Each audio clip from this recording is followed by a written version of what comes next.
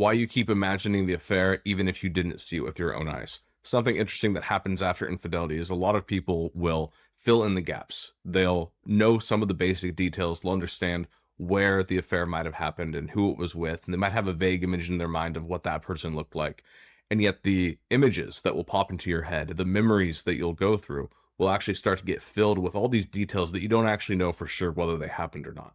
And part of why this happens is because the brain is trying to protect you. And your brain is not designed to keep you happy. It's designed to keep you alive. And being betrayed is very threatening to your brain. And so it's trying to map out the information. It's trying to understand everything that happened. And because there are some gaps in the story, because there are some gaps in your understanding of it, it's going to just start imagining all the different possibilities. And one of the reasons that is so difficult is because while the brain is doing its own thing, your nervous system, your emotions, your body are reacting to all these different theories that your brain is testing. So you might imagine, what if things were like this? What if things were like that? And it's as if your body is experiencing is like, wait, that's what happened? Oh my goodness, that's horrible. Let me process that. Oh, that's what happened? Let me process this now. Meanwhile, you don't actually know whether it was story A, B, C, or D. And there is a very difficult line to walk here. On the one hand, you do need to get some information. You do need to think through what actually happened, partly to appease your own brain, but also more importantly, to be able to make informed decisions. You have to understand the basics, and you deserve that right. You deserve access to the truth. You deserve to know what happened. But on the other hand, you might start unintentionally playing into this game that your brain is playing of saying, I need to imagine it from every single possible scenario, which is just reopening the wound in a lot of ways. And what keeps it so painful is the fact that these stories, these details that you're imagining, represent different wounds.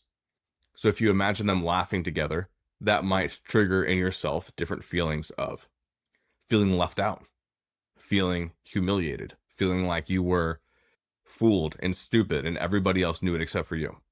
Or if you imagine affection and love between the two of them, it can trigger this feeling of betrayal and abandonment wounds. If you imagine them saying disparaging things about you, that can trigger different insecurities around your self-worth. And so while your brain is playing this game, it just keeps on poking at all these different underlying wounds without even fully realizing it. So your brain's spinning a million different directions, your body's responding to it, and it's just very painful. The main goal when this is happening is to just slow things down.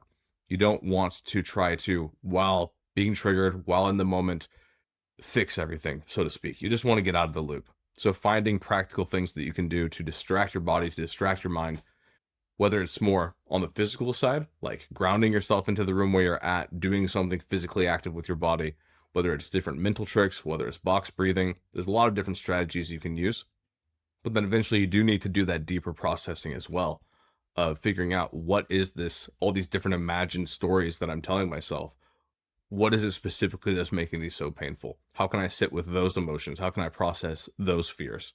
Because half of what makes betrayal so painful isn't just their act of betraying you, but it's all of the other baggage that everybody carries with them, different traumas, different insecurities that get poked at because of this.